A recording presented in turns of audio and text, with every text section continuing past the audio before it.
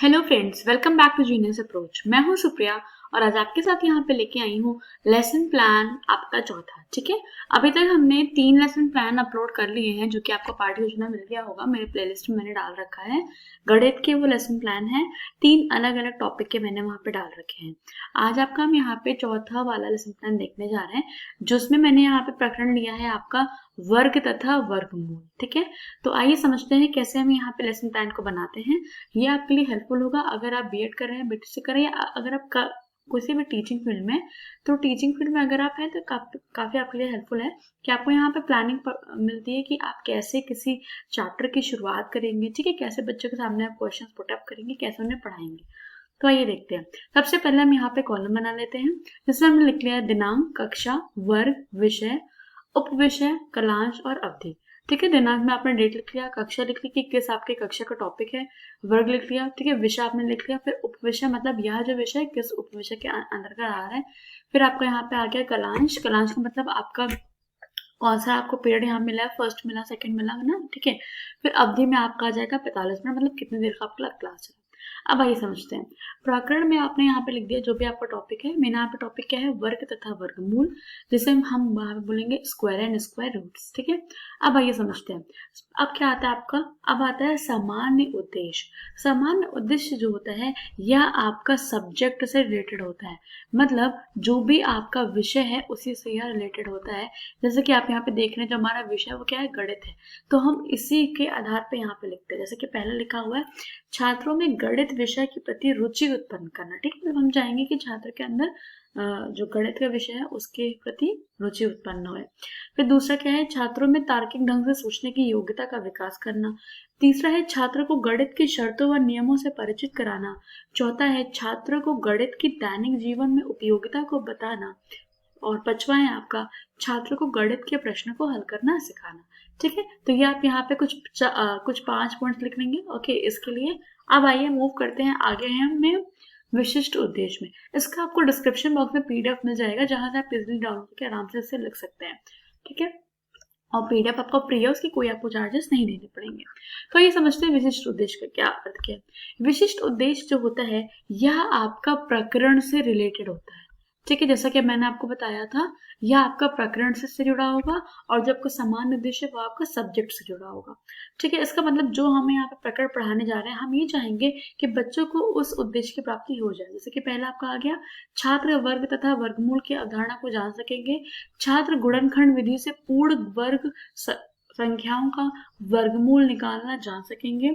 तीसरा है छात्र वर्ग तथा वर्गमूल से संबंधित तथ्यों को समझ सकेंगे। ठीक है, और आपका चौथा यहाँ पे डाल दिया गया है, छात्र वर्ग तथा वर्गमूल की विधियों का प्रत्यय स्मरण कर सकेंगे। पांचवा है छात्र वर्ग तथा वर्गमूल से संबंधित समस्याओं को हल कर सकेंगे। और छठा है आपका छात्र संख्याओं का गुणनखंड आसानी से निकाल सकेंगे। ठीक है, तो यहाँ पे आप 5 पॉइंट भी लिख सकते हैं, कोई ऐसा कंपल्शन नहीं कि आप 6 लिखिए। ठीक है, 5 आप दोनों में लिख सकते हैं। अब आइए आगे मूव करते हैं। आगे आपका आता है शिक्षण सहायक सामग्री। इसके अंदर क्या आता है कि आपने क्या क्या चीजों को यूज करके बच्चों के साथ शिक्षण कार्य किया है।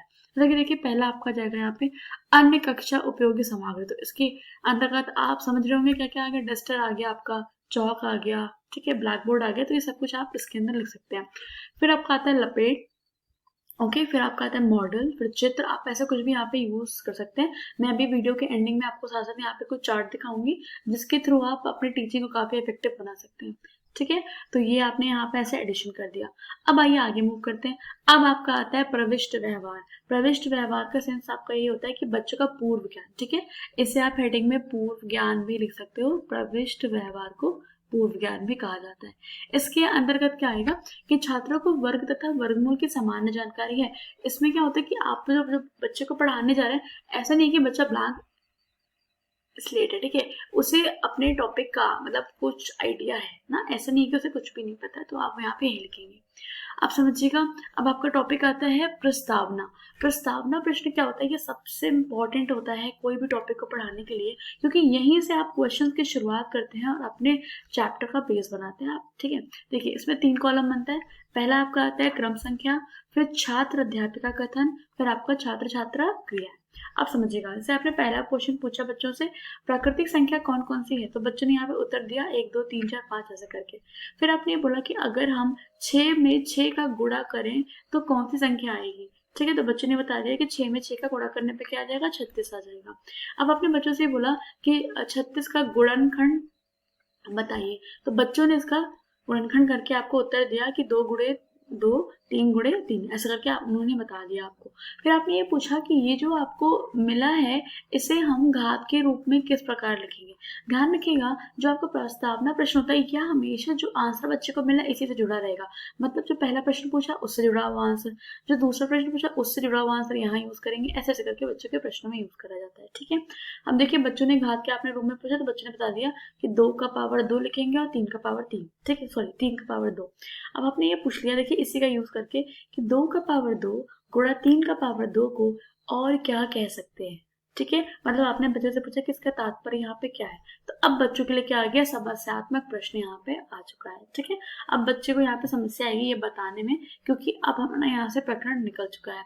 अब आइए देखते हैं जो आपका यहाँ पे प्रकरण है, यहाँ पे थोड़ा मैं जूम कर देती हूँ। देखिएगा प्रकरण जो आपका यहाँ पे, अब इसे हम ध्यान से देखते हैं। अब जैसे ही आपका प्रकरण मिल चुका तो अब आप आगे की ओर मूव करेंगे। अब आपका आता है उद्देश्य कथन, मतलब अब आप अपने टॉपिक का अनाउंसमेंट क्लास में कर देंगे कि हाँ हमारा उद्देश्य कथन क्या है कि बच्चों आज हम लोग गणित विषय के अंतर्गत वर्ग तथा वर्गमूल के बारे में अध्ययन करेंगे। ठीक है, मतलब आपने बच्चों को बता दिया कि अब हम क्या पढ़ने जा रहे हैं। अब आइए, अब आपका आता है प्रस्तुतिकरण। प्रस्तुतिकरण में आपका होता है कि आप चैप्टर को किस तरीके से प्रेजेंट कर रहे हैं। तो देखिए सबसे पहले आपने यहाँ पे कॉलम बना लिया, क्रम संख्या, शिक्षण बिंदु, छात्र अध्यापिका कथन, छात्र छात्रा क्रियाएं, शिक्षण कौशल और शामपट टिकार, ऐसे आपने पूरे कॉलम बना लिए। अब आपका पहला यहाँ पे क्रम संख्या में आपने 1 लिख दिया। फिर देखिए शिक्षण बिंदु में क्या होता है कि आप टॉपिक कौन सा पढ़ाने जा रहे हैं, इसके अंतर्गत जो आपका सब टॉपिक्स होते हैं।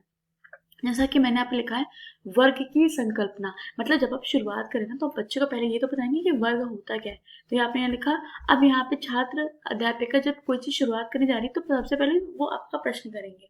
प्रश्न में जैसे यहाँ पे लिख दिया कि 2 का पावर 2 या 3 के पावर 2 से क्या तात्पर्य है, तो बच्चे यहाँ पे मौन है, वो कुछ भी नहीं बोल रहे। ठीक है, फिर आपने वहां पे बच्चों को समझाया स्पष्टीकरण देके कि यदि किसी संख्या को उसी संख्या से गुणा करे तो गुणनफल से प्राप्त संख्या को गुणा की गई संख्या का वर्ग कहते हैं। ठीक है, मतलब आपने बच्चों को ऐसे करके पूरा एक्सप्लेन करके कुछ एग्जाम्पल दे दिए और यहाँ पे आप लिखेंगे कि बच्चे जो है ध्यानपूर्वक सुन रहे हैं, समझ रहे हैं।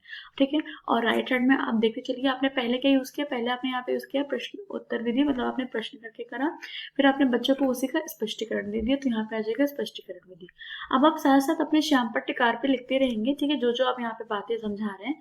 ठीक है, अभी हम एक साथ देख लेंगे यहाँ पे श्यामपट्ट टिकार। फिर देखिए आप फिर यहाँ पे बताएंगे, इस प्रकार हम कह सकते हैं कि 2 का वर्ग 4, 3 का वर्ग 9, 4 का वर्ग 16, ऐसे करके आपने बच्चों को बता दिया।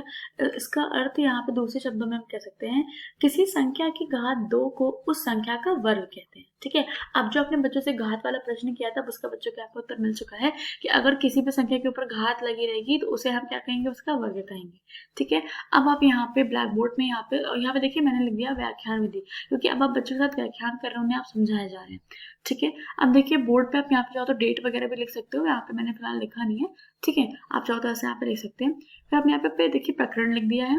अब क्या है, देखिए एक परिमेय संख्या, आप बच्चों को आप समझाएंगे कि एक परिमेय संख्या n को पूर्ण वर्ग हमेशा धनात्मक होता है। ठीक है, मतलब कोई भी अगर एक संख्या दी गई है, परिमेय संख्या कोई भी है, उसके जब भी आप वर्ग करेंगे तो वो हमेशा कैसे आएगी, धनात्मक आएगी। आपने बच्चों को समझा दिया।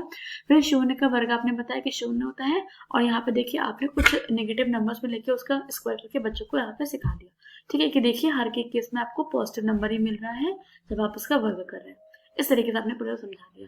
अब आगे आते हैं, अब आपका आ जाएगा बोधात्मक प्रश्न, मतलब जो अब आपने बच्चों को जस्ट पढ़ाया है, जो समझाया है, उसी से अब आप बच्चों से बीच से क्वेश्चन करेंगे, ये चेक करेंगे उन्हें समझ में आ रहा है या नहीं। ठीक है, जैसे मैंने पूछ लिया 5 तथा -4 का वर्ग बताइए, तो बच्चों ने यहाँ पे देखिए बोधात्मक प्रश्न में अब बच्चे यहाँ पे बताएंगे आपको वर्ग करके। ठीक है, जैसे मैंने यहाँ पे लिख रखा है। अब आपने यहाँ पे और प्रश्न पूछ लिया 3/4 तथा -2/3 का वर्ग ज्ञात कीजिए, तो यहाँ पे देखिए बच्चों ने आपको सॉल्व करके पूरा उत्तर दिया। और साथ साथ आप अपने बोर्ड पर लिखते रहेंगे, क्योंकि आप मैथ्स पढ़ा रहे हैं ना, आपका कोई थ्योरी सब्जेक्ट तो है नहीं कि बस आपने बोल दिया काम खत्म हो गया। ठीक है, अब आपका आता है दूसरा, यहाँ पे जो आपका टॉपिक यहाँ पे आ जाएगा वो है वर्ग की संकल्पना, मतलब अब आप बच्चों को बताएंगे वर्ग की संकल्पना, पूरा वर्गमूल के बारे में। वर्ग आपने बता दिया, वर्गमूल आएगा।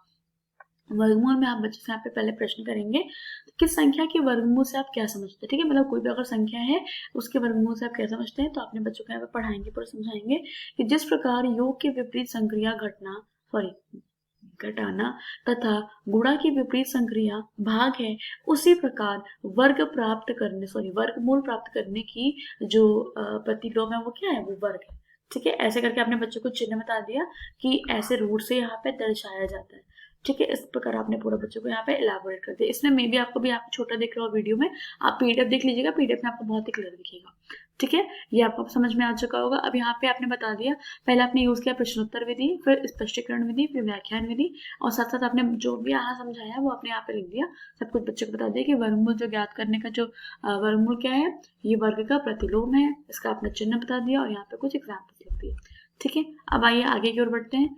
फिर आपने यहाँ पे देखिए बच्चों को बताया कि या जो आप रूट 25 निकालेंगे तो 5 आएगा, रूट 9/4 निकालेंगे तो प्लस माइनस, आप प्लस माइनस दोनों बताएंगे, फिर यहाँ करके दिखाएंगे कि जब आपने प्लस वाले का स्क्वायर किया तब भी पॉजिटिव है, नेगेटिव वाले का भी पॉजिटिव है, ठीक है। इस तरीके से आप बच्चों को समझा सकते हैं। यहाँ आप देख सकते हैं, आपको क्लियर दिख रहा होगा, मैंने यहाँ पे लिख रखा है, ठीक है। अब देखिए आप करने के द्वारा आपने बता दिया कि अब आपने यहाँ पे देखिए जब बच्चे को पढ़ा लिया, फिर आपने उसमें से बोधात्मक प्रश्न किया कि वर्गमूल को किस चिन्ह द्वारा दिखाते हैं, तो बच्चों ने उत्तर दिया करने के द्वारा, ठीक है, मतलब ऐसा करके बता दिया। फिर 36 का वर्गमूल आपने पूछ लिया, तो बच्चे ने बता दिया +-6। अब आपने देखिए -6 बच्चे क्यों उत्तर दे रहे, क्योंकि आपने उन्हें उसके बारे में समझा दिया, ठीक है। अब आइए, अब आगे आता है आपका वर्गमूल ज्ञात करने की गुणनखंड विधि। अब आप बच्चों को क्या बताने जा रहे हैं कि वर्गमूल जो ज्ञात करने की गुणनखंड विधि क्या है ना, कैसे आप वर्गमूल निकालेंगे। तो यहाँ पे आप बच्चों को गुणनखंड निकाल के बताएंगे। जैसे कि मान लीजिए आपको यहाँ पे आपने कोई एग्जाम्पल ले लिया, 144 बोर्ड पे यहाँ पे लिखा, उसके बाद देखिए सबसे पहले आपको यहाँ पे क्या चाहिए, स्पष्टीकरण। तो अपने बच्चों को बता दें कि किसी भी पूर्ण वर्ग संख्याओं के वर्गमूल को 2 विपरीत चिन्हों वाली समान संख्याएं होती है, ठीक है, आपने बच्चों को ऐसे बताया। फिर आपने यहाँ पे देखिए उसका वर्गमूल आप उदाहरण जैसे आपने यहाँ पे सॉल्व किया ना, ऐसा आप यहाँ पे बच्चों को निकाल के पूरा यहाँ पे दिखाएंगे, ठीक है। यहाँ पे देखिए आपने इसका फैक्टर निकाल दिया, पूरा पूरा गुणनखंड किया, फिर आपने बच्चों को यहाँ पे पेयरिंग करके बता दिया कि इसके जब हम लोग अभाज्य संख्याओं के जब जोड़े बनाते हैं, जोड़े में से जब हम एक एक बाहर निकालते हैं तो गुणा करने पे जो हमें प्राप्त होता है, यही इसका आपका यहाँ पे वर्गमूल हो जाता है। इस प्रकार आपने बच्चों को यहाँ पे बोर्ड पे समझा भी दिया और यहाँ पे आपने बता दिया कि क्या क्या है, ये आपकी व्याख्यान भी दी, ठीक है। अब आप आते हैं बोधात्मक प्रश्न पे। बोधात्मक प्रश्न आपका क्या है, यहाँ पे देखिए लिखा बोधात्मक देखिए यहाँ पे दिया हुआ है, इसमें आपने ले लिया कि 576 का वर्गमूल ज्ञात कीजिए, ठीक है। फिर आपने यहाँ पे देखिए बच्चों को ऐसे करके समझाया, क्या हुआ, पहले अपने बच्चे को 144 का करके दिखाया था, फिर आपने उसे ये कहा कि 576 का करके दिखाइए और आपने साथ साथ बोर्ड पे भी लिख दिया, ठीक है। इस प्रकार आपने यहाँ पे उनको समझाया। तो ये देखिए ये आपका पूरा यहाँ पे कंप्लीट होता है प्रस्तुतिकरण, ठीक है। इसमें आपने यहाँ पे 3 टॉपिक को कवर किया है। सबसे पहले बच्चों को बताया वर्ग के बारे में, फिर वर्गमूल के बारे में, फिर वर्गमूल ज्ञात करने की जो गुणनखंड विधि है उसके बारे में। अब आइए आगे बढ़ते हैं। अब आप यहाँ पर उठाएंगे मूल्यांकन प्रश्न, मतलब जितना आपने पढ़ाया उसके थ्रू आप बच्चों का मूल्यांकन करेंगे। पहला आपने प्रश्न दिया 81 का वर्गमूल ज्ञात कीजिए, दूसरा है 7 का वर्ग निकाल के बताइए, फिर है वर्गमूल को किस चिन्ह द्वारा दिखाते हैं, ठीक है। फिर आपका आएगा 121 का धन वर्गमूल ज्ञात करें, ठीक है। इस प्रकार आपको जो क्वेश्चन उठाने मूल्यांकन के वो आपके पढ़ाई हुए से जुड़े होने चाहिए। आप एक्स्ट्रा भी पूछ सकते हैं, वो आप पे डिपेंड करता है, बहुत हाई लेवल नहीं करना है, ठीक है। अब आपका आता है गृह कार्य। गृह कार्य में आप बच्चों को यहाँ पे होमवर्क देंगे, जैसे कि मैंने यहाँ पे देखिए लिखा है कि 16 का वर्ग बताइए, फिर हमने दे दिया कि रूट 2025 के दोनों मानों का हल करके लाना है, मतलब आपको प्लस माइनस दोनों मान बताना है यहाँ पे। तो यहाँ पे बच्चे गुणनखंड विधि का इस्तेमाल कर लेंगे। फिर आपने बोला कि 784 का वर्गमूल ज्ञात कीजिए, तो बच्चे यहाँ पे गुणनखंड विधि के थ्रू निकाल के बताएंगे, ठीक है। तो इस तरीके से आपने यहाँ पे गुणाकार बता दिया। अब आखिरी यहाँ पे आप लिखेंगे सुझाव टिप्पणी समझ-लोचना, जिसमें क्या होता है कि आपको यहाँ पे आपके जो टीचर्स होते हैं वो जब आपकी फाइल चेक करते हैं तो आपको वहाँ पे सुझाव देते हैं, जो भी आपके एग्जामिनर होते हैं, ठीक है। फिर आपका यहाँ पे लास्ट आप यहाँ पे सिग्नेचर्स के लिए पूरा बना लेंगे। तो ये रहा ओवरऑल आपका लेसन प्लान, जो कि मैंने आपको भी यहाँ बताया। एडिशनल मैंने जो आपसे कहा था कि मैं आपको यहाँ पे TLM साथ साथ दिखाऊंगी, तो आइए हम यहाँ पे देख लेते हैं। ये है आपका TLM जो कि आप देख रहे हैं, ओके। यहाँ पे देखिए हमने स्क्वायर रूट जो है इसके बारे में एक चार्ट प्रिपेयर किया हुआ है, ठीक है। इस चार्ट के थ्रू देखिए जब आप बच्चों को थोड़ा सा समझाएंगे ना तो उन्हें बहुत ही प्रॉपर वे से समझ में आएगा। जैसा कि आप यहाँ पे देख रहे हैं, आपने ऐसे चार्ट लगा दिया क्लास में, फिर आप बच्चों को दिखा रहे हैं कि ये स्क्वायर रूट है, ये स्क्वायर के नंबर लिखे हैं, साथ साथ आपने इसका स्क्वायर रूट दिखा दिया, फिर आपने बता दिया कि ये भी स्क्वायर है, ये भी स्क्वायर स्क्वायर रूट है। और देखिए यहाँ पे आपने कुछ बॉक्सेस को यूज किए हैं, इसके थ्रू भी आपने बच्चों को तो इसे कंसेप्ट समझा दिए, ठीक है। तो इस तरीके से आप अपनी टीचिंग को काफी इफेक्टिव बना सकते हैं, ओके, जो कि आपके लिए काफी बेनिफिट देगा यहाँ पे, ठीक है। तो इस तरीके से मैंने आपको यहाँ पे पूरा समझा दिया है। आप नेक्स्ट वीडियो में हम देखेंगे इसके बाद का lesson plan, okay. So hope so आपके लिए काफी हेल्पफुल रहा हो। अगर फ्रेंड्स से आपको अच्छा लगा हो वीडियो तो अपने फ्रेंड्स में जरूर शेयर करें, एंड यस डिस्क्रिप्शन बॉक्स में आपको लिंक बने, वहां से पीडीएफ जरूर डाउनलोड करें, ओके। पीडीएफ आपके यहाँ पे फ्री है, okay. So thank you guys, thanks for watching.